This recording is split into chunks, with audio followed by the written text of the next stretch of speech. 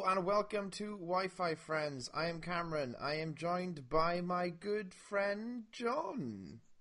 Well, howdy, hey, stranger. How are you doing, friend? It's been a while. You know, Cameron Patricia Morris.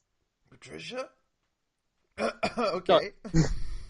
Cameron Papicino Morris.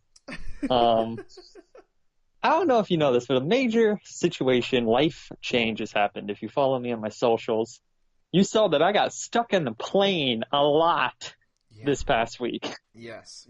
Especially through I like to call it the slow degeneration of John a la through Snapchat. It's like a French It's film pretty I'm rough. working on. It's just I'm gonna collect all of your Snapchats and like add like a creepy music to the background, and it's gonna be really good. Ah, jeez, it's like every airport I went to, I was hit with some sort of delay. Yeah, it was meant to like you would send me Snapchats of you in an airport, and then hours later you would send me another Snapchat, and I'd be like, "That's got to be like a different airport. He's got to have gotten to the other place he was going, and he's there." But it's like, nope, same airport. Nope. I now have a strong enough opinion on airports to tell you which ones I don't like. Oh, that's never a good Yeah. sign. Yeah, Dallas, Fort Worth, fuck you. Just call them out. Every time I went to that airport, I hit a delay. Oh, It was the worst. did you find out why the delays happen? So it would depend. Hmm. So let's see, our last delay that we hit when we were trying to fly to Atlanta from Dallas, or no, from Chicago. Okay. Yeah, it was from Chicago. Was that the airplane had to do maintenance. They were Ooh. doing maintenance on the airplane, and then they decided, hey, why don't we just use this empty airplane that hasn't been flown today? So then they had to do all the checks up on that, and then they sent that one. Then they had to do pre-cab checks on that, and then we finally got on it. But literally, we hit a delay in Iowa, Hmm. going to Chicago. And so we had to move our Chicago flight back because they were like, hey, you're not going to hit the 2 o'clock. And we're like, all right, what's the next flight out? 5. Shit. Okay. So we leave Iowa finally. We get to Chicago. We get there like at 2, which is really annoying. Hmm. And then it's like, okay, now let's wait till 5. And then my phone kept on getting text messages. Hey, there's been a slight delay. Hey, an hour delay. Hey, 2-hour delay. Oh. We didn't leave Chicago till like 8 o'clock. Oh my god! Is this with Chloe the whole time? Yeah, all this Oh was with Chloe. no! She was a champ. She was befriending everyone, trying to be everyone's friend. Sometimes, though, when you're a parent in an airport, you're like, I don't know if all these people, what, Yeah. like, it's trying to give them toys and try to play with them. But, at least she wasn't like crying or yelling or screaming or anything like that. Hmm. Oh my god, I can't imagine. See, the reason I asked for the reason is because, like having to do maintenance, swapping the planes. That's I feel is on the airport, and that's like annoying. It's like you should have these things. You should have contingencies.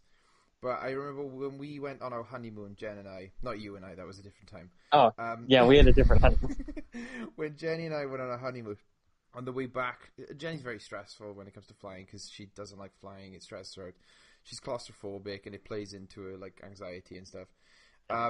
So the lead up to the plane journey is almost worse because she starts like a lot of people with anxiety do this where they can always imagine the worst case scenario. Oh, yeah. So when the actual thing happens, a lot of times it's not as bad as the build up to the thing. So when she's in the airport and we're gonna board the plane, it's a lot worse than when we're on the plane. Like Yeah. we're on the plane, she can go to sleep, she can grab my hand and stuff. But in the airport, she was really, really stressful, and they were delaying the flight, and she was Oh, getting more and more mad at the airline in the airport. And I'm like, we don't yeah. know what it is. Let's just cool it. But like, it was like every time I try to like be like, it's fine, we don't know what it is, it would just add to the anger because it was like, why would you be Oh, yeah. angry with me? Which I get, it's completely fair. But I Yeah, think I'm not talking to you because I want a sounding board. I just need a wall to yell at. That is your job. yeah, like I'm trying to be fucking Picard about it. I'm like, well, we have to understand their point of view, and she's just like, no, I want to be angry. But I get that, but I always try to be the voice of reason. I don't know what it is. I want to know the other people's point of view. And it turned out that for once in my relationship, I ended up being right, because the reason was some guy was flying a drone and he just decided to fly it over the airport. How would you fly a drone over an airport? I was like, I mean, come on, like, I get, like, there are iffy rules when it comes to drones, like, you don't know where you're supposed to fly them when you're not supposed to fly them, but it's pretty simple and like... That's like very common sense. Yeah. One thing not to do at one of the most annoyingly, like, over-secure, over-protective places is to fly a drone over it. It was crazy because, like, it wasn't just one airline that was being delayed. They literally couldn't take off or land because they were like, there is this thing, and we don't know, like, the guy, they didn't know who was, controlling it at the time. So for all they knew, it could have darted, it could have gotten in the way. They couldn't have, like, stopped, like, a little section of the airport. They had to stop the whole thing because they didn't know what this guy was going to do with his drone. And I was just like, dude, that's crazy that happens. And a civilian... You think of airports as these, like, pretty governed things, no matter where you are really in the world. Well, except for, like, airstrips. But, like, when it comes to, like, international airports, you think of them as these, like, places, they're like fortresses. It's the only time in Britain that you see people with guns. Like, it freaks us out. You go to the airport and airport security, they got the machine guns, and I just, like, start shaking. I'm like, I'm not used to this. So, like, you think of them, but there's a guy who bought a fucking 500 quid drone and he's just driving it around. And he's completely ruined hundreds and thousands of people's days. God, that guy's the worst. But yeah, it's weird, man. Like, I like airports. Sometimes it depends what mood you're in. I really liked as a kid the movie Terminal with Tom Hanks. Do you ever see that? Yeah. So because of that movie, I always thought that, like, airports were like playgrounds when I was a kid. Yeah. But as an adult, now that I have my own money and I can't just spend my parents', dude, airplanes, it's so expensive. A Coke is like $3.50. I'm like, what? Because they know you have to pay, because you're just like, and it sucks because if you're delayed, you're stuck there. Then you need to eat. So then you're spending $20-$30 on one person. I, however, had the power of the Nintendo Switch, and I got back into Breath of the Wild. Nice. So, still an excellent video game. Still very excellent. Very topical as well, because it was my birthday 2-3 days ago. It was my birthday at some point this week, or maybe last week. I don't know. I'm an old man now. I can't keep track of time. Yeah. It was Your my back's birthday gonna start breaking every second. And Jenny tricked me because she bought me a Star Wars hat when we were on holiday in Florida. For my birthday, and she also, on my actual birthday, she gave me these Star Wars pins, because I like putting pins on my rucksack, and I was like, oh, that's cool. And then later in the day, she was like, surprise, I bought you a fucking Nintendo Switch. And I was like, oh damn. So I was like, oh damn, that's awesome. So she got me Mario Kart, and then nice. A friend lent me Breath of the Wild. And I've never played a Zelda game before in my life. I was never really interested in Breath of the Wild, not just because it was Zelda and I've never played that franchise, but also because I didn't really know if it was my thing. Like, it felt very Skyrim-ish, and I'm not a big Skyrim guy. I'm more of a sci-fi guy when it comes to, like, RPGs and open world stuff. But dude, this game is insanely good. Like, it is. Oh my god! It's not my current fave because I'm not outside the tutorial area yet. I literally just got the glider.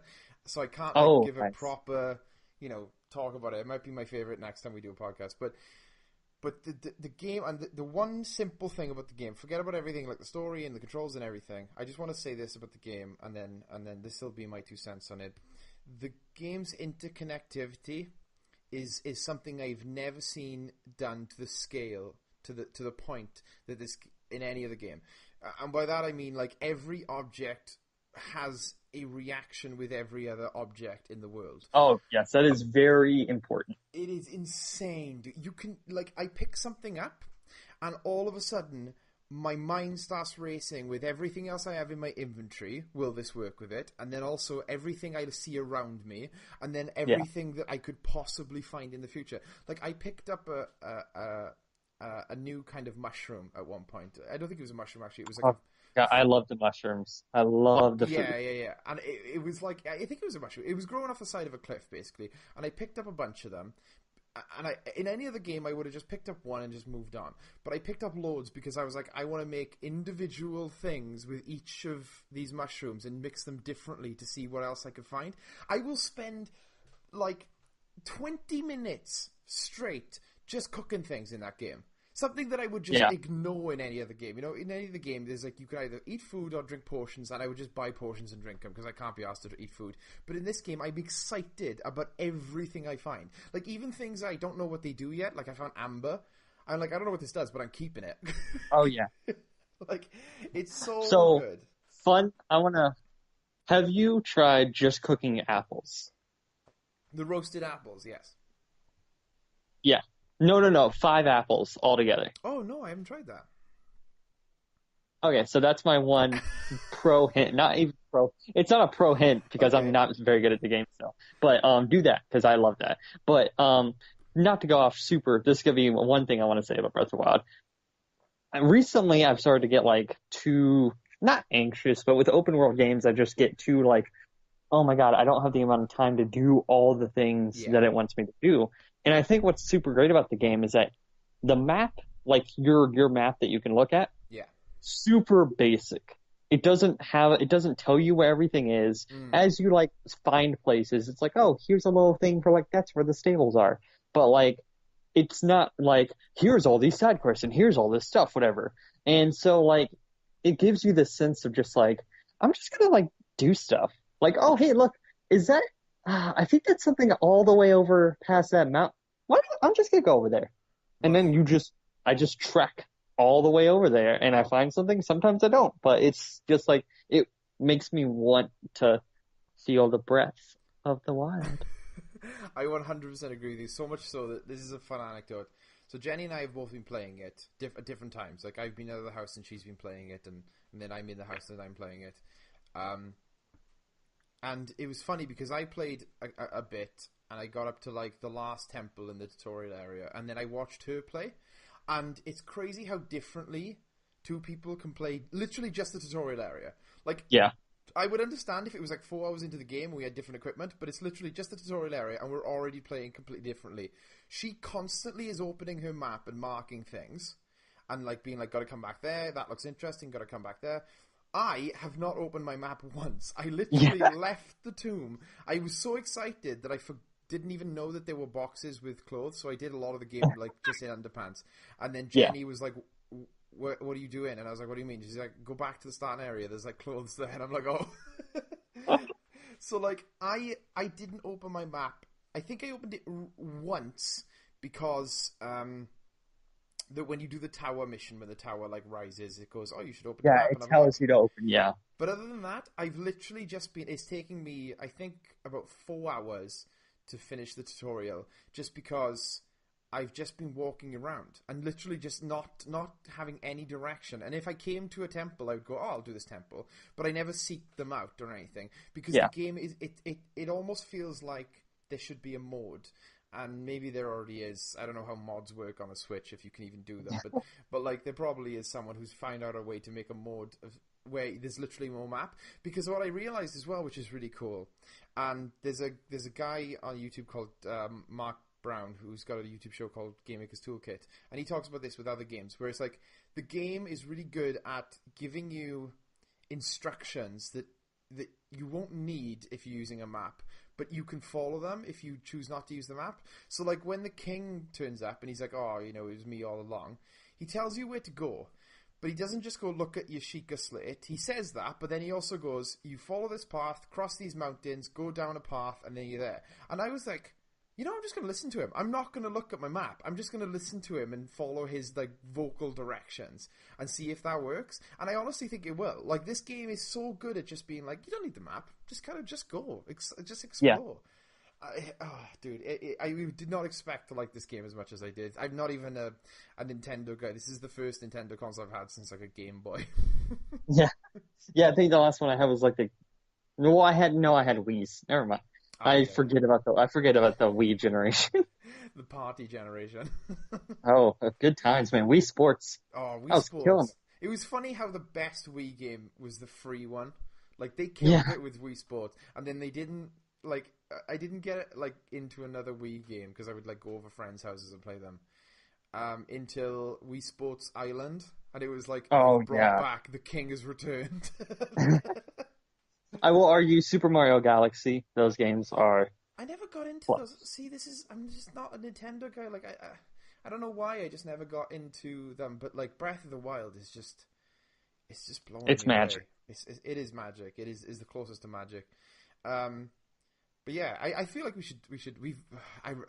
I was like, dude, this is gonna be the fast podcast. We're gonna get into it. But then as soon as you said Breath of the Wild, I was like, well, we gotta. Yeah, I couldn't help it. So, what have you been into this week, John, or this past month, I guess? So, we just had gotten back like 3 days ago, I think. So the last couple of days, today I went back to work, but the last 2 days were just kind of chill, try to get the jet lag out of our bodies, all that stuff. So we've been watching Netflix. Mm-hmm. And I saw that Glow season 2 was out. Yes, And we dude. burned through that in one day. Okay, I want you to talk about Glow in general, and you can talk about season 2. Please, please, please don't spoil season 2 for me, because I will not. it came out so close to Luke Cage that I haven't been able to get through Luke Cage and then watch season 2 of Glow, but I adore season 1. I love season 1 so much, and I cannot wait to watch season 2. So I think season 2 is better. Fantastic. Because as most season 2s happen, you don't have to do any of the setup. We're already all in on the wrestling aspect of it, so you could just go full straight in. It's interesting you bring up Luke Cage, because I think Luke Cage very much informs why I think Glow is, quote me, hashtag hot take, the best Netflix series that they have, Ooh. and also the model for how Netflix should be doing things and not how they are. Okay. Glow is that premier television experience that they want to be, the HBO. Yes. They want all of their shows to be the high quality, high production value, very artsy-fartsy bullshit. And I think a lot of times, not counting the loads and loads of children's entertainment shows that they do that you don't even realize are on the platform. Okay. Because there are tons of shows for kids that are Netflix originals that just do not get any marketing whatsoever. Yeah. They're just there. This show, and also I think One Day at a Time, One Day at a Time, I think is what it's called. That also does it, which is also a very good show. But it is easily digestible. Okay. The episodes are like 30, 40 minutes long, and not like an hour or whatever. They go really quick, but also the problem I started Luke Cage season 2. Okay. And two characters are having a conversation, and me and my wife look at each other, we pause it, and I'm like, what the fuck did they say? Like, not that I couldn't hear them, but that I realized, I was like, oh my god, they're not talking to each other. Like, they're talking to each other, but they're like speaking in overtly flowery, like, metaphors and things that normal people just don't talk like. Okay. And I realize it's what my problem is with 90% of Netflix shows is that they're very slow, very plotting, and you never want to see the man behind the curtain, right? Yes. That's the whole idea behind fiction, is that you never want to see that this is something that someone's making. Okay. But with a lot of these shows, it's just so blatant that it's like, oh my god, I get it. You're trying to be super, like, cool, artsy, like, you just, like, make something good and postmodern. Yeah, it's so, like, blatant, and it's off-putting for me. Because sometimes I'm like, you can still do all that stuff, but not try to sound smart,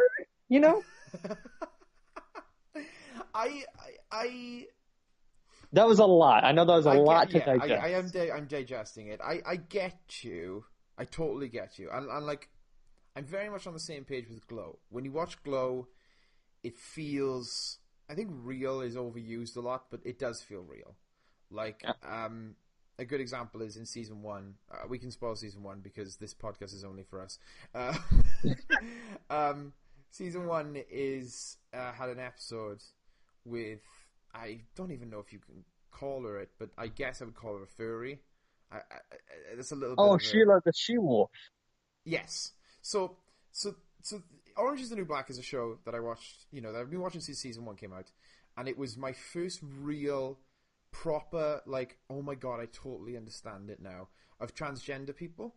Like, it wasn't that I was like a bigoted and like against transgender people before Orange is the New Black. I just had never really understood it. It was one of those things where I was like, I get, you do you. I just don't understand it, but you do you. I'm not going to judge you. I'm not going to, Whereas when I watched Orange is the New Black, it was like an awakening. It was like, oh shit, I finally understand their perspective, because it was finally seeing it through someone else's eyes like that, right?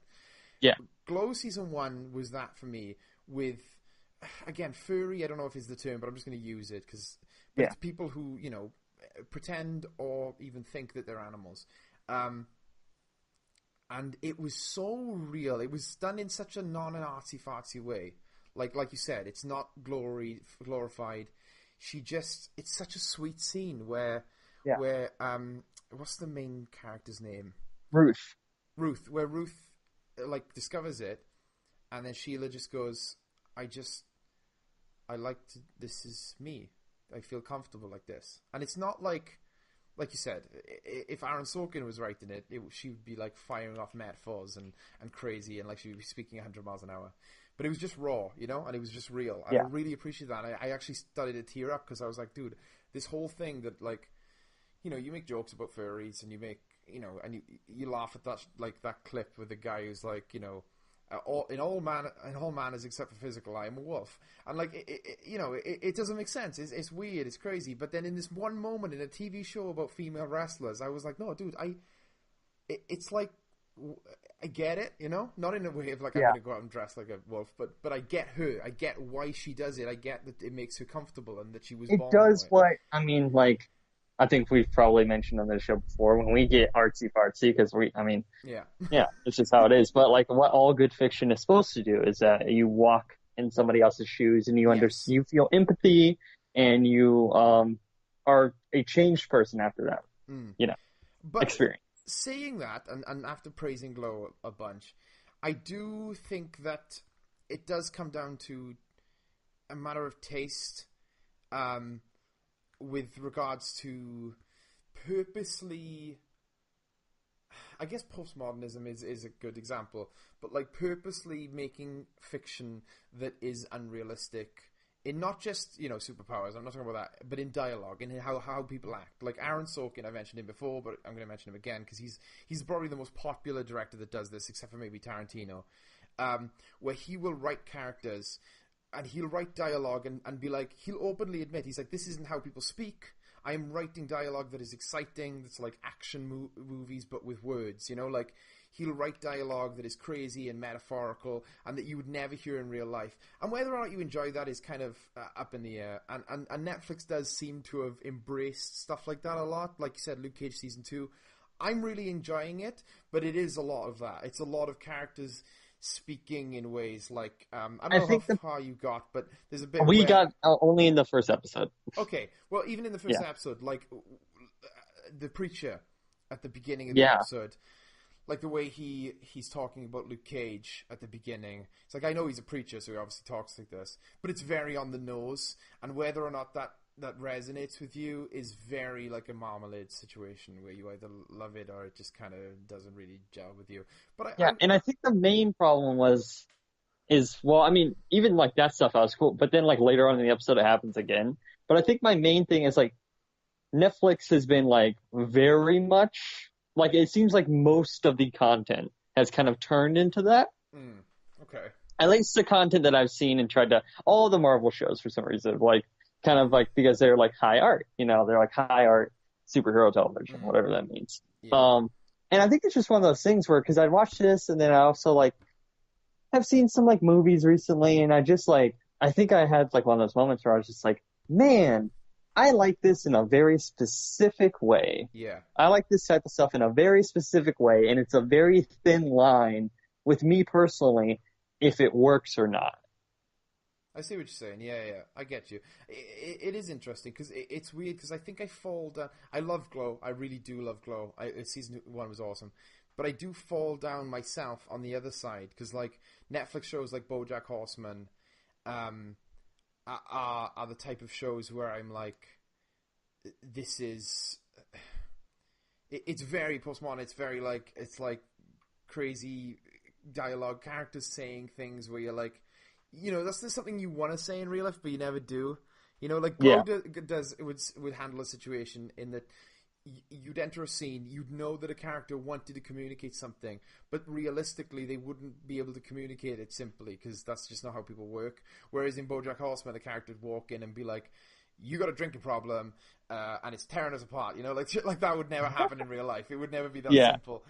But I think because I grew up on Tarantino and Aaron Sorkin and stuff like that, it really is. I don't think it's one is theoretically or mathematically better than the other. It is just a kind of a taste thing, and I totally get, you know, wanting to see more shows like Glow. And honestly, I hope they do, because I think Netflix strategy shouldn't be let's make all our shows the same. You know, it should be let's make a range of shows. And now that Glow is doing well, I hope that they keep making shows like that. Like, I don't know where... Have you seen Orange is the New Black? Have you ever watched that show?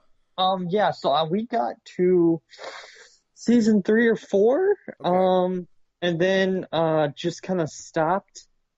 Because I feel like it just became a thing of like, oh, this is like gotten really, not big as in popularity, but as in like story-wise. Yes. Yeah. It went from this very small story to a very big story. And I think it kind of lost me once it got to that bigger story. Yeah, because I still really enjoy Orange is the New Black, but I will agree with you there. And I think the reason I bring it up is because obviously some of the writers from Orange is the New Black, they went and they created I Glow. believe it's the same creator. Yes, it's the same, I think, creator, but different showrunners or something like that. I think, because I remember listening to an interview where the showrunners were saying that the woman who made... Gingy Cohen, who made Orange is the New Black, she started Glow, but she was like, I don't want to show run this while also show running, you know, Orange is the New Black. So she picked the two best writers from Orange is the New Black, and now they, you know, write Glow. But Glow feels like those early seasons of Orange is the New Black, where it was a very isolated story, and you knew all of the characters. It wasn't this huge cast of characters, you know, like you know them all. You know all the characters in Glow. And I can't wait for season 2, because there were so many characters in season 1 where you were like, you get little glimpses, but you're like, you don't get their full story. And I'm like, I want to know, dude. That was one of the best things about Orange is the New Black, where you're just like, I want to know everything about this one character in the background of a scene. Season 2 has one of my favorite episodes, just recent memory that I've watched. And it's just so good. And it also has, it's great. It has my stamp of approval. I'm not going to talk about it forever because I've thrown many hot takes out about Club season. It's a great show, and I can't wait to see season 2. And I will come on this podcast and I will talk to you about it as soon as I've seen season 2. My second one, not to like go too far, okay, because I feel like every topic we think is going to be small has been going for a long time. Nanette. I have no clue what this is. So Nanette is a comedy special by, God, I'm the worst person in the world. I should have looked up her name beforehand. Hannah something. She's an Australian. Well, I guess she's from Tasmania. Comedian. Okay. And God, I said I wasn't going to go on. This is probably one of the most important pieces of media that I've seen in recent memory. Because of the timing, the time frame that it's out, and because of the content that's in there. It is a commentary on how we have discourse, how we talk about things. It's a commentary about how we tell stories and how we need to change how we tell stories. And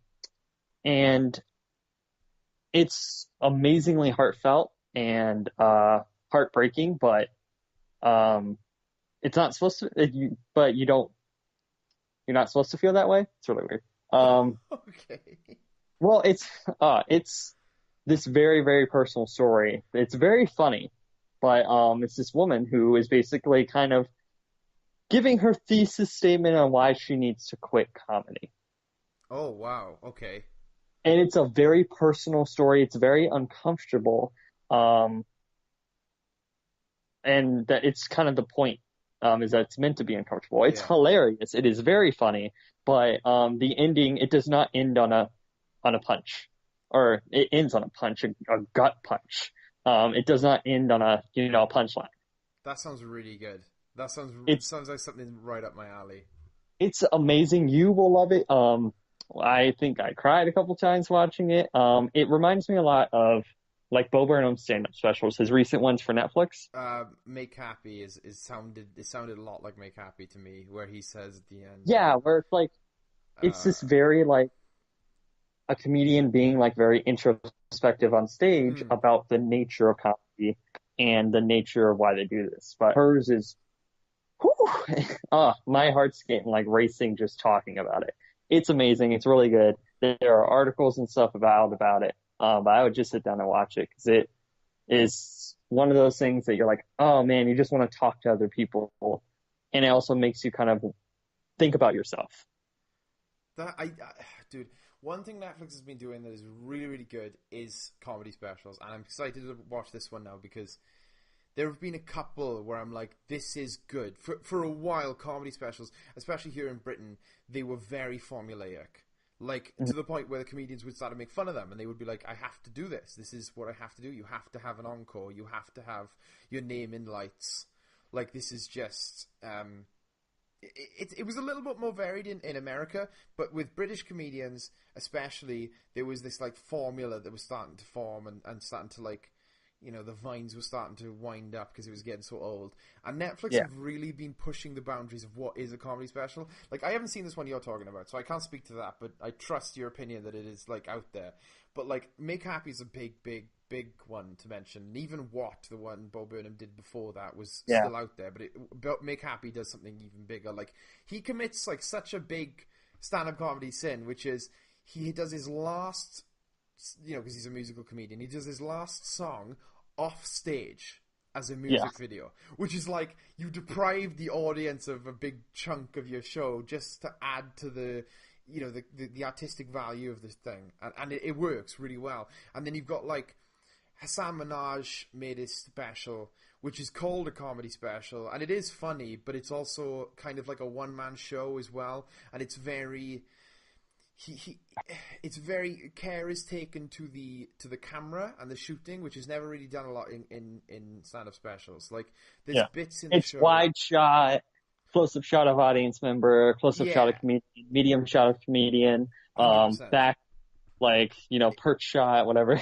There's like these fixed people that are always in every comedy stand-up special. Yeah, they just press a button and it goes to that camera feed of that shot. They're like, all right, Yeah. switch it to here, switch it to here. But have you seen Hassan Minaj's Homecoming King on Netflix? Not, yeah, I've heard of that one is on my list. Um, Everyone says Ali Wong is like really good. Ali Wong's really funny. It's not really, it doesn't do much different, but she's Yeah. really funny. But what And Hassan then Minaj... Michelle Wolf, I think hers is, Oh, she's great. She's great. I love Michelle Walst. We watch a lot of stand up, Jen and I, so you get through a lot. And I'm excited to get another one now. But with the Sam Minaj, he does this definitely thing. watch it with Jen. I Definitely will. watch it. I will 100%. definitely.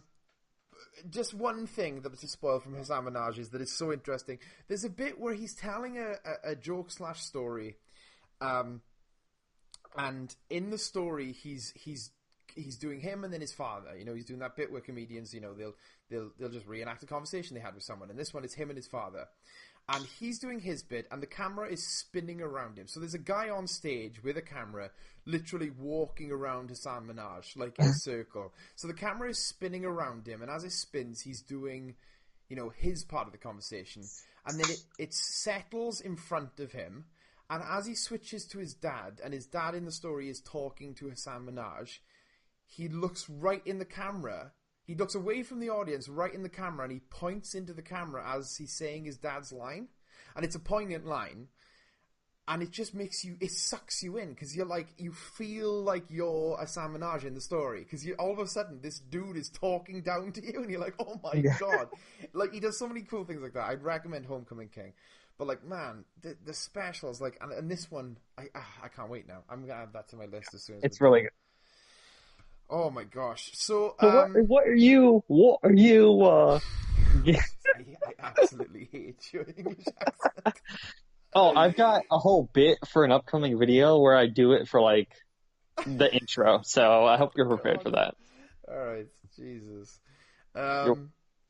Funny enough, I'm not actually English, just in case I was listening. He just likes doing the English accent. I can't do Welsh, it's too fucking complicated. Yeah, we're like dragons. Literally. I want to speed through some stuff, because there's so much stuff. I want to say I'm enjoying Luke Cage, but I haven't finished it yet. But I'm very much enjoying it. It's so over the top and crazy, and Bushmaster is just mad. I'm rewatching Sense8 because recently they put out the finale of Sense8. It was like, they cancelled the show, and then the fans, including myself, were like, no, you can't cancel it. So then they give the Wachowskis the money to do one final episode to wrap everything up. But that came out, but I'm not going to watch that without rewatching the show first, because I want to refresh my brain, So I'm rewatching Sense8 with Jenny, and I'm re-falling in love with that show. It is so good. Honestly, everyone says that was one of the shows that everyone was talking about. John, oh my god, I cannot believe that you, of all people, haven't watched Sense8. It is so good. But like, in the way that we talk about, it's great. It's great. I'll add that to my list. There's a character called Hermano. He is the boyfriend of one of the main characters. There's like 8 main characters. Sense8, you get it. Yeah. He's the boyfriend of one of the main characters. He is the sweetest, most like lovable, amazing character ever. I'm building him up, but it's still, expectations are not set too high. Anyway, so I'm rewatching Sense8. That's great, and Umano is just fantastic. I love him. On the plane back from America, I decided I wasn't going to watch a movie because I couldn't decide. I did end up watching a movie after I finished this, but I was like, I'm just going to watch a TV show, and I want to watch a TV show all the way through. I want to find one that I can just watch start to finish, because I just thought that would flow better and would distract me more than just watching a movie and then another movie. So I watched all 8 episodes of Barry. I don't know if you've heard of Barry. Do you know anything about Barry? So Barry is a show that came out recently. It stars... Oh, I gotta look him up. 1 second. He's a big comedic actor. He's usually like in like one scene of a comedy movie. There's lots of actors that show up. Yeah. And they play like... Do you know Brooklyn Nine-Nine? Yeah. Do you know the sergeant that replaces Holt? Holt for the... Yeah. Bill Hader, that's his name. Bill Hader. Yeah, so he is in this show. He created it. He directed some of it, I think. He wrote it, and he stars in it. It is a show. It's 8 episodes. Each episode is like 30 minutes long. It's about a hitman who is like, he gets a hit, and his hit is in an acting class. So he's like, oh, this is easy enough. I'll join the acting class. Get close to this guy and then kill him, and then collect my money. He's a hitman, he's a cold killer, whatever. So he joins the acting class. This is the first episode, so don't worry, I'm not spoiling much. It's just kind of the setup of the show. He joins the acting class to get close to this guy, and he discovers that he desperately, passionately wants to become an actor. That is the premise to one of the darkest comedies I've ever watched. It is so compelling. It is, like, I never got into Breaking Bad. I never really got into Breaking Bad, but I saw the appeal of, like, the idea of watching a show about a guy that isn't a good guy, Like, how interesting is that? The main character's a bad guy. Barry will make you question everything you know. There's, like, scenes in it where, like, there are characters that are clearly in the wrong and characters that are in the right. But the show has twisted your brain so much that you're like, I want the characters in the wrong to survive. Like, it's so mad. So 100%. That's so weird. Bill Hader? It came out of nowhere, dude. I laughed the first time I saw him kill someone because I was like, "This Bill Hader!" Like, I don't know what it is, but he convinces you, dude. It's great. Barry, this sounds like the sequel to Grosse Pointe Blank that I've always wanted. I've never seen that. Oh my gosh, that's amazing. John Cusack's a hitman who goes back to like his high school, and meets his high school sweetheart, Oh whatever. wow. And there are other hitmen after him at his reunion. It's an amazing movie. I love it. Um. Yeah. So I would just. Sorry, I'm thinking about Barry now, and it's messing me up. It's only. Each episode is 30 minutes long, and it's 8 episodes long, so feasibly you can get through the thing in 4 hours. I did it all in one flight. I wouldn't recommend this show to everyone if it wasn't so short, because I would be like, oh, this is quite dark, it's quite an investment, like there are slow bits. But because it's so short, it's almost like just a long movie. You know? Yeah. Like, I feel like they probably pitched this as a film a couple times and then decided to just make it longer. Really good. But it doesn't need a season 2, and I found out that it's getting a season 2, and I hate it when that happens, because I'm like, it could be good, but the ending is so good. It's like so good that I was like, oh, I don't know. But again, I'm being a bit preemptive. And then I wanted to talk about Molly's Game, which is funny enough, an Aaron Sorkin movie that I watched on the flight. Really good. If you're an Aaron Sorkin fan, absolutely kills it. It's to the point now where when you're such a fan of someone, they bring out a new thing, you read it, and you go, "Yeah, that's about right." Yeah. Like, that totally makes sense. Like anything with Tom King, it's like, all right, yep, Tom King. Like I feel bad for him now, because if you're a fan of Aaron Sorkin, he puts things out. He spends years making something, and you go, "Yeah, it's beautiful." What else are you going to expect? Yeah. Like, no one's shocked. But yeah, I a couple things I really liked, and those were some of them. Nothing super big. I guess Barry would be my big recommendation because it's so easy to watch. But yeah, Glow, I am so excited for. That's like my next thing after I finish Luke Cage. But I am enjoying Luke Cage. I there was a scene that if you do eventually finish Luke Cage, I want to talk to you about, because it was quite real. I mean, I'll like wait to pass judgment, but I'm probably not going to finish Luke Cage. I don't know. Okay. We might. Okay. But it's just, if I'm reading the tea leaves here, All right, dude. Let's shoot right ahead. Let's go straight to some topics then, shall we? Yes. Do you want me to start, or do you want to start? Mine will probably go quick. Yeah, hopefully. Let's go with yours. Let's see how yours goes, because yours is one of these interesting things where we're not really got a theme. We haven't really really had a theme for once. I'm going to struggle to name the episode. Let's go with yours. I'm excited for yours. This is going to be fun. Okay, so there's this game that everyone used to play back in the day. Mm-hmm. I don't like the implications of this game in today's society, so I kind of changed it up a little bit. I morphed it. So we're going to be playing Mary, Ghost. Oh crap! What's the word? Friendship. Platonic friendship. I was like fraternal, not paternal. Platonic friendship. Now, Cameron, do you know what ghosting is? I do. I have not been in the dating scene for about 9 years now. Hey, same, brother. I am aware that ghosting is when you are maybe talking to someone, and it could be a potential romantic partner, or maybe you've hooked up a couple times, and then you just completely ignore them on all social medias. Yeah, completely just fade out of their life. You move to a different state without telling them. You block their numbers. You don't answer anymore. You create a new Facebook account. So I thought it'd be fun to take some characters, some people that we might know, might not know, do a little game. A warning, not warning, but just a little asterisk. Any and all people we talk about are obviously above the age of consent. Okay, cool. Yeah. Just wanted to get that out. Hey, I care.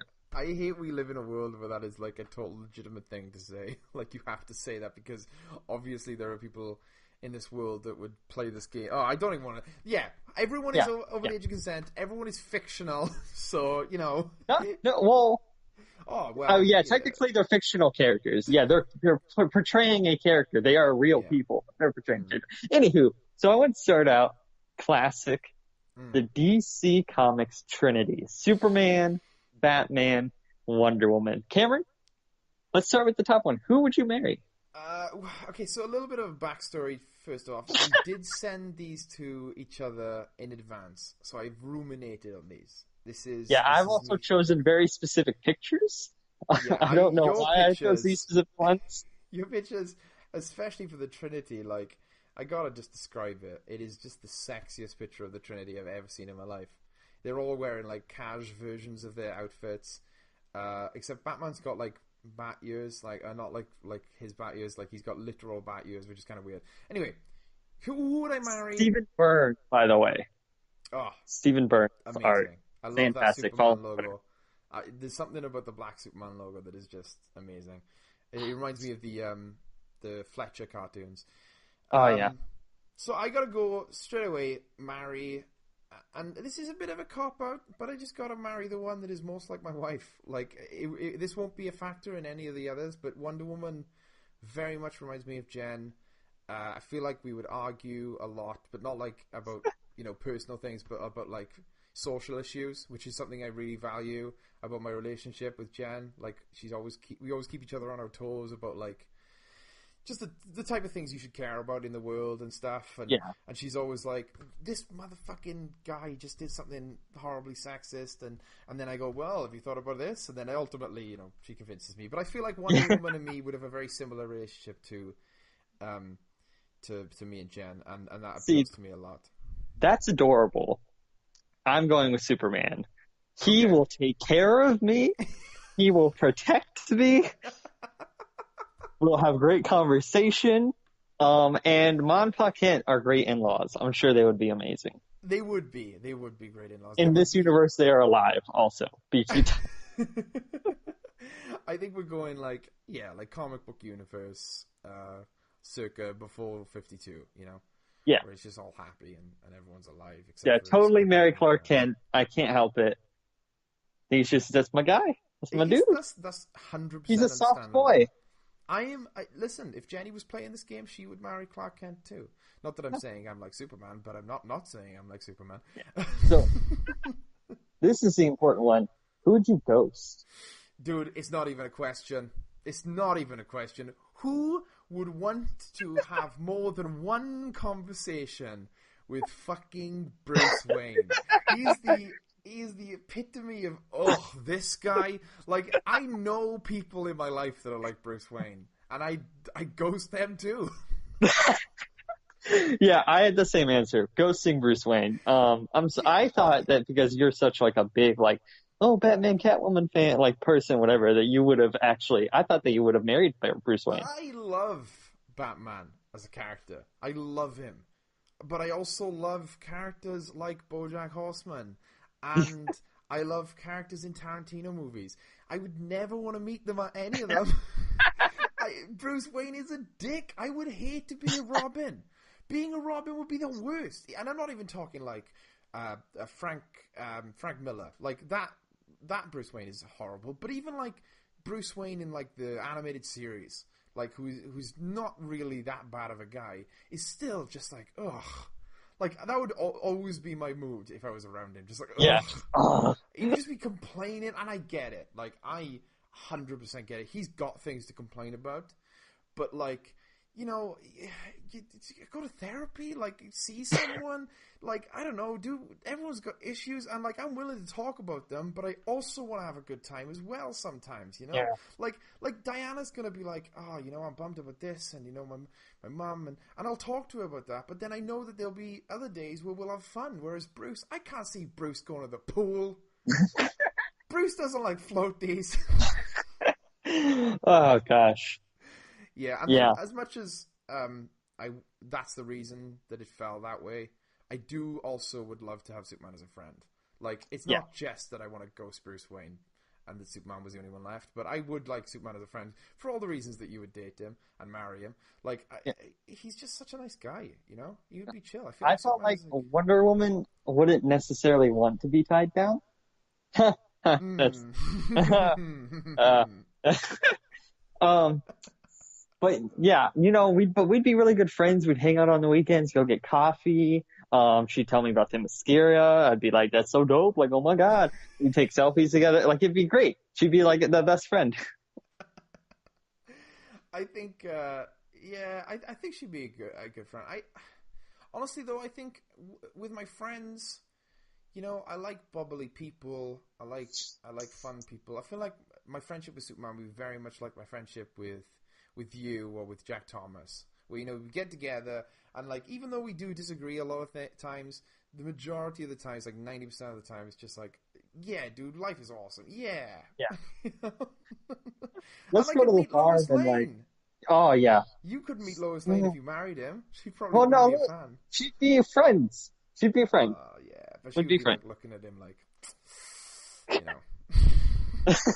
All I'm saying is, fuck Steve Rogers. Fuck Steve Rogers. Wait, you mean Steve Trevor? Steve Trevor? Who's Steve Yeah. Rogers? Steve Rogers Steve is Captain Rogers is America. Captain America. Well, fuck him too. Okay, so we got through the DC Trinity. Our answers were pretty on par. I think that's pretty good. This one, I'm curious. So we're going the new school, the new kids in town in the Star Wars universe. Finn, Rey, and Poe Dameron. All right, who are we marrying? Okay, I gotta say, right, this harkens back to the old game, because I'm not even talking marry now. I mean, I would marry him just so I could fuck him. We're talking about Poe Dameron here. He's the most handsome man. Wow! He's the most handsome man on the planet. You can't get... He is... I don't care what happens in episode 9. He is so down. He's DTF. When he looks at Finn with the jacket and he bites his lip, I don't care who you are. He's the best damn pilot in the world. He's fiercely loyal. Fiercely loyal. Yeah. 100%. And also, like, it's interesting because we all assumed that he was, like, just fucking everybody. But there is no evidence in the movies to suggest that he is sleeping around. No evidence. He seems like such a... He is like... So Cassian Andor, obviously, is twisted by the Rebel Alliance. He puts his life into it. Poe seems to have... it's years and years later. He seems to be like the good version of Cassian, where he's able to put his life into the Rebel Alliance or the Resistance without sacrificing, the good parts of himself. He's still a good guy. He's still a human, but he still like cares so deeply. And he's just the best damn pal in the world. Like that scene where he's flying about and Finn is like watching him. I gotta say, it made me excited. Yeah. I'm surprised that we're having the same answers because, also marry Poe. Okay. Who are we ghosting? This is going to be interesting. I feel so bad. Like, she's just got so much on her plate. I can't be Wow. Oh, man. You're ghosting Rey? She's too busy, dude. She's too busy. She doesn't. She would be disappearing to planets and stuff and going on it like all the time. She would, and I feel like every time she does make time to hang out with me, I would be killing people, because she could be out there saving people. It would be like dating. Well, ironically, it'd be like dating a superhero, even though we talked about that. Like every moment she's not practicing or meditating or learning or teaching other students, like, dude, I would just be like, man. Just go save someone. It's not that I don't like her. I just feel like I'm not... It really comes down to Finn. Like, I feel like Finn, we would have fun. And I went the opposite direction. I'm ghosting Finn. Oh, wow. And I think the main thing... If this had just been Force Awakens, I wouldn't have ghosted him. Okay. But after, like, Last Jedi, you're ghosted, bro.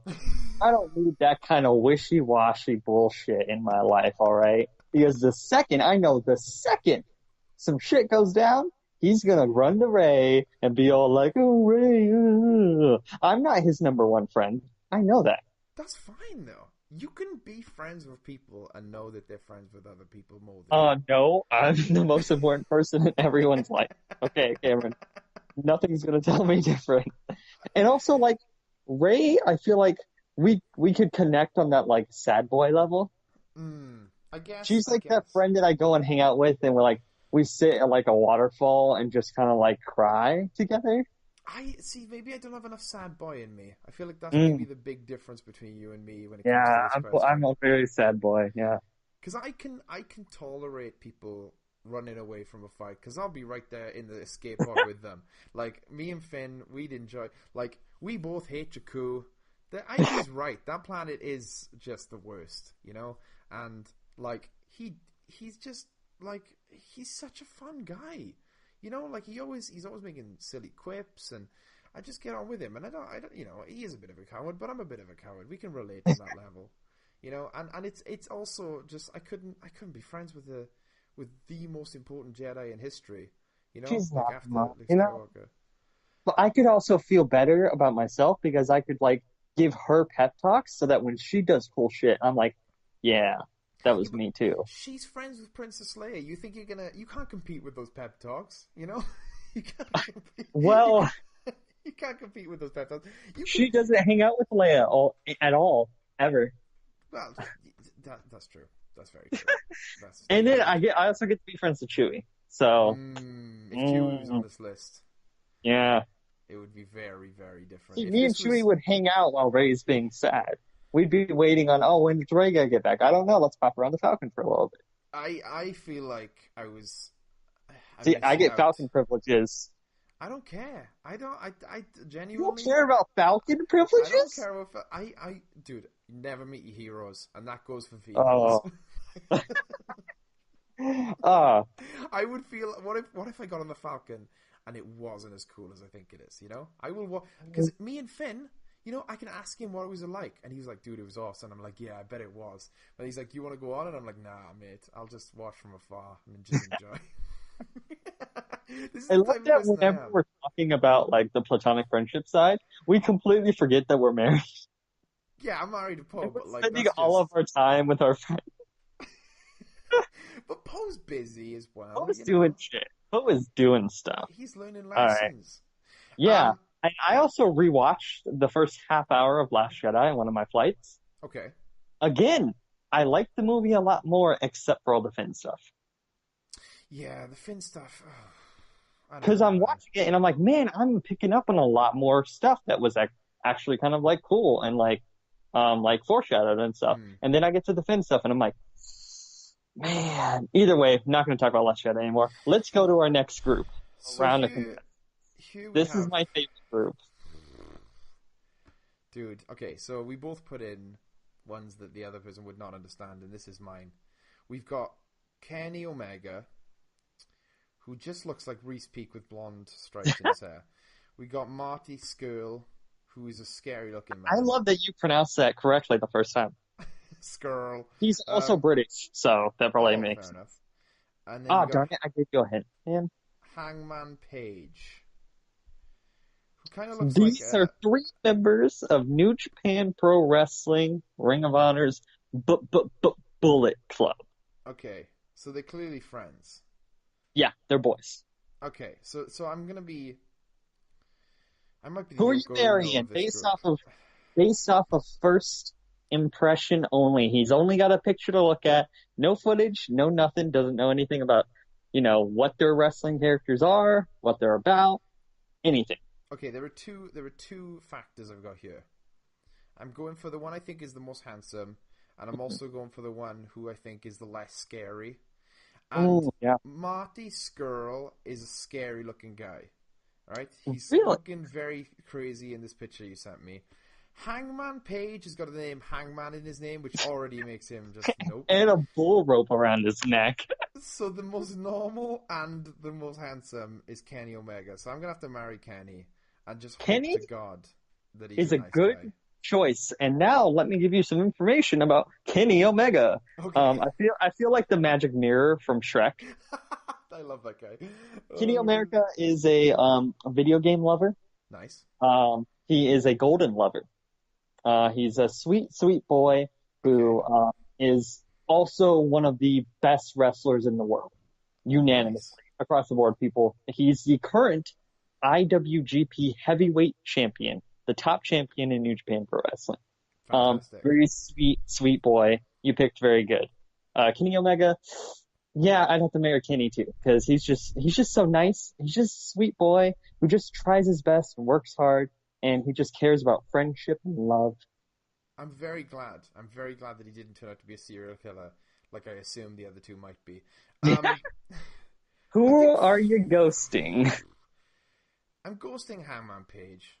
Ah, And I apologize to Hangman Page, but just like as a friend, someone you hang out with, I feel like Marty, he seems like he gets up to some crazy shit, and you could have some good times. You wouldn't want to yeah, go home to him. You wouldn't want to be like, yeah. "Hey, honey, how's it going?" And then he's like, "Hey," and he's got those crazy eyes. But I feel like I could hang out with Marty, and we could get up to some shit, and then we go home, and I just enjoy my time with Kenny. Whereas Hangman Page, he just feels like it's he just is creeping me out just looking at him. Why has he got all Hangman that rope? Page. He's a big old boy. He just tosses motherfuckers around like they're a bag Oh of nothing. Jesus! He's also in the YouTube series Being the Elite, which the guys in Bullet Club have their own YouTube show where they kind of like do work outside like on their own time to Okay. kind of further the stuff that's going on in their respective companies. It's Oh really cool. wow. It's kind of like a vlog slash. It's almost like Sugar Pine 7, Oh wow. that kind of Okay. like using the vlog format to also like tell stories that Mm. are like then played out in a wrestling ring. That's Um, awesome. so in the show Being the Elite, he is possibly going crazy because he murdered famous dick wrestler Joey I Ryan. knew it. I Yeah, knew he was a murderer. yeah, straight up murdered someone with a cowboy boot. Oh my god. Yeah. Tell So me yeah, about Marty. Hangman Page was my ghost option. Also, I love Hangman. He's a super hunk. He's going through some mental instability right now, so probably not the best person to hang out. Marty Skrull is like your steampunk cosplayer friend. He walks out with one of those old like apothecary Oh my masks, gosh.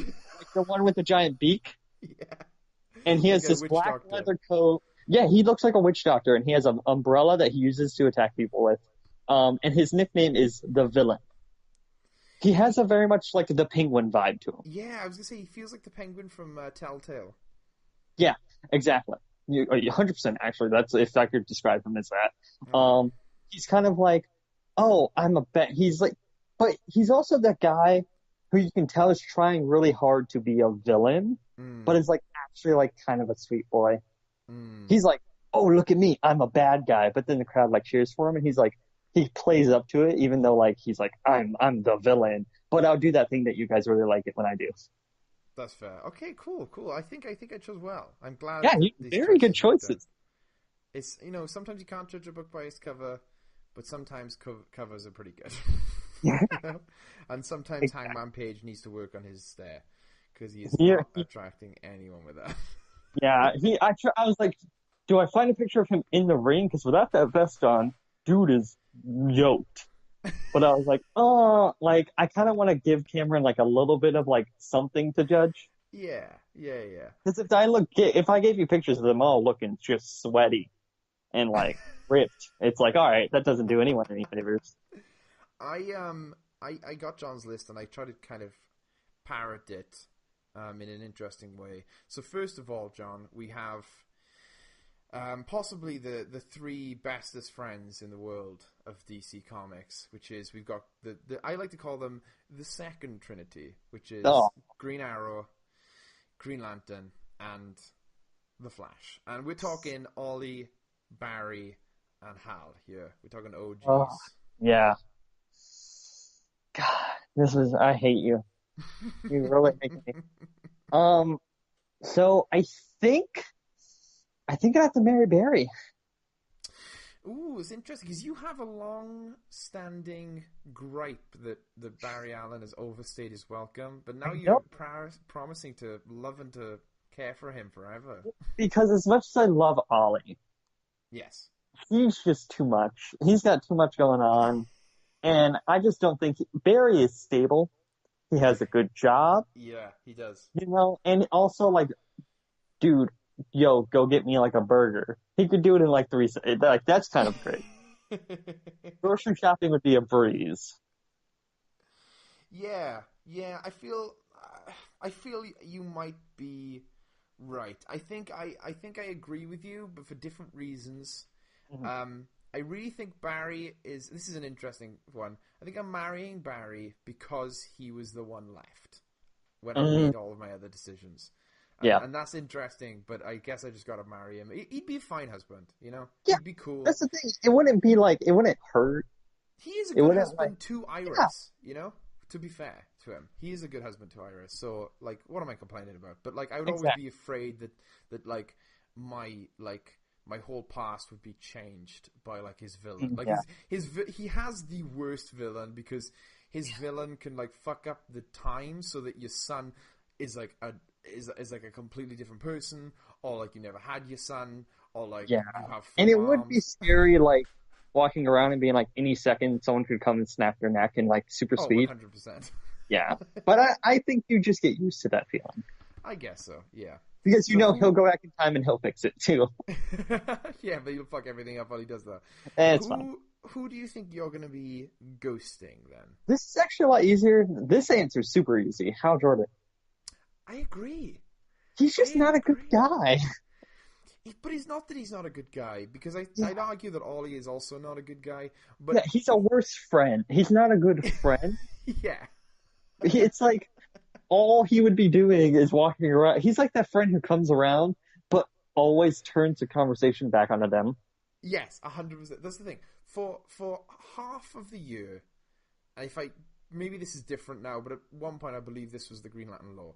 For half the year, Hal Jordan wouldn't be here. He wouldn't be on Earth, so you wouldn't be able to like hang out with him. And then for the other half of the year, he'll just be talking about himself and getting girls. And Yeah. like, just dude, like I don't know. I've got some handsome friends who get girls, but like they don't do it to the extent that Hal Jordan does it. Like every scene where he's not fighting aliens, he's just swooning and James Bonding it up. You know, I And love then, Hal Jordan as a because character. then he'd be like, "Oh, Carol went out with this guy," and it's like, "Dude, shut up! You've been having sex like every night." Yeah, and also you're not nice to Carol. Like, Yeah. you can't blame her for moving on when you're with the cowgirl. So yeah, he's a pretty easy one to ghost because he would just Oh, go to space, and then you would just do whatever with your life. yeah, and also I've just started thinking more about how annoying he would be as a friend as well. Yeah. Like he would be so like he would totally be the type of guy where he's just like, you know, he's dated like 4 people and Carol's been single, and then as soon as Carol is like seen with another guy, he's like, it's not fair. Like, Yeah. you're just like, And then he'd dude. also probably fuck with you with the ring all the time. Oh, all the time. It would be the worst. Like if he, this is the thing, dude. I want to go back to the other one because if it's Kyle Rayner, like totally Oh, best friend. Kyle, yeah. But because his Hal is just like, oh my god, dude, just come on. He's such a douche, bro. So, would you enjoy being friends with Ollie? Do you think? I think it'd be a lot. I think he's that guy that like after he's done doing stuff, you like go to the coffee shop and like you look over the news feed and just get mad about stuff with. Yeah. He's that friend who's like always bringing up something like, "Oh my god, did you see what he tweeted today?" And then it's like, Yeah. "Yeah," and you would just get mad about it together. I agree. I feel like Ollie is very, very much like Reese Peak. I feel like Ollie's attitude, maybe not his opinions, but his attitude is a lot of what I like in Reese Peak. Where like if I'm in a bad mood, or even if I'm in a good mood, and I'm just like feeling like, you know, like we want to talk about something.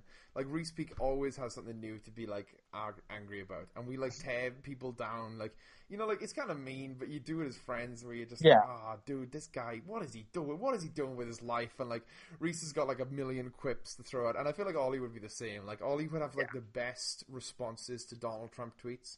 You know, Yeah. like, he'd be like at Donald Trump, like go home, or like way better than that. Like he would like, and then he would get like more retweets than Donald Trump. I feel he would And just be then a great friend. and then he'd also be like that person that you also like doesn't like handle their life the best, and you're just like, "Hey man, like, yo, like, what did you talk to Dinah?" And he's like, "No, like, I just feel like no, you need like," and you're just trying to like help him get his shit together. Yeah, because he's like the friend, and I genuinely have a friend like this. He's the friend where you really want him to work out with his girlfriend. You're Yeah. just like, come on, dude, just make it. She's so cool. She's so cool, and you love her so much. Just get your shit together. And you'd like Yeah. root for them. Okay, so second off, again, paralleling what you send me, I give you the original Han, Luke, and Leia. The OGs. Out of Han, Luke, and Leia, who we marrying? Who we spending the rest of your life with? Betrothed? You know, I think it's got to be Leia. Fair enough. That's fair. I think she's just got her head on. straight. And she also like has that weird thing that I vibe with where it's like, you won't take any of my shit. Yeah, 100%. You will just tell it to me straight and tell me that I'm being stupid and like whatever it is. And like she also like I think there's also the fact that it's like you don't need me and like that's just attractive. Yeah, 100%. I think Leia, I agree with you for very same reasons that I chose Wonder Woman, in the sense that she like very very like she would pull you on your shit like you said all the time, and you would feel like she would never like not say something to you. She was thinking it, Like I feel like Luke, if you would pull in some shit, you didn't realize you were being an arse to him, like he was saying some stuff that was making him upset. He would just sit there and take it, and then he would build up, and he'd become more and more upset with you. Whereas Leia, she wouldn't hold back; she would tell you straight away, and I appreciate that. Like, because I do a lot of dumb shit. Who we ghosting? Who we getting rid of? It's a hard one. It The is problem because is I don't know where in the timeline we're talking about here. I think we're talking about No? when this picture was taken. We're talking about So just at the end after of New New Hope? God, that is hard. Because, like, New Hope Luke is annoying as shit. He is. I love it But I about him, know but he is. people like that. I have friends like that where you're like, they just kind of complain and whine all the time, and you're They kind of there as their complain. soundboard. Here's the thing. They Luke and complain Han. about dumb shit.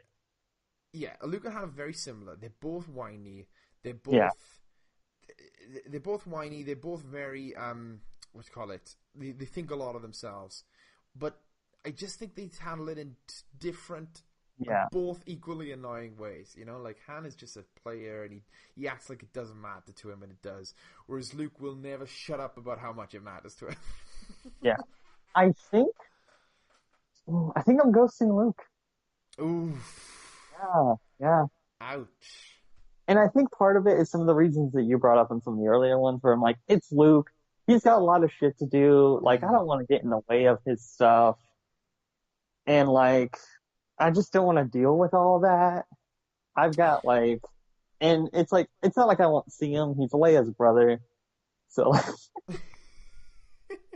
but yeah, it's just, the more I think about it, the more I'm like, that guy just wouldn't, like, he seems like the guy he would talk, and then you would talk, and then he would just completely be like, oh, yeah, but, like, I couldn't go to Toshi Station to get my Cabbage Faders. That's interesting. I feel, I don't know, I think I would be friends with Luke. And it's not just because he's my favorite Star Wars character of all time.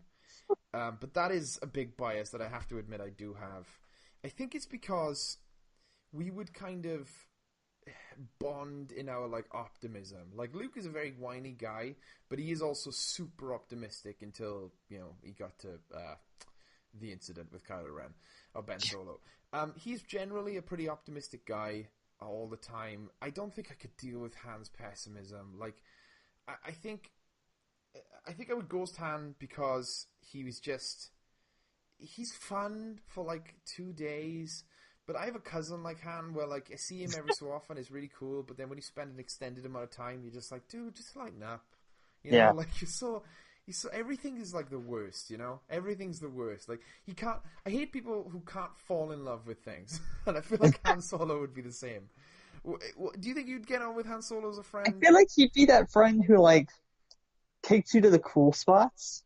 Yeah, 100%. He's that friend who you like kind of you go out with on a night and you're like, I'm not sure what's gonna happen tonight, but all right, whatever, man. And then like you're not really hanging out with him most of the night. He's kind of like going off and doing his own stuff. Like he just disappears and comes back. He's like, hey, we headed out, and you're like, I don't know where you've been for the past 3 hours, but okay. Yeah, that'd be great. Plus, and Chewie. Ooh.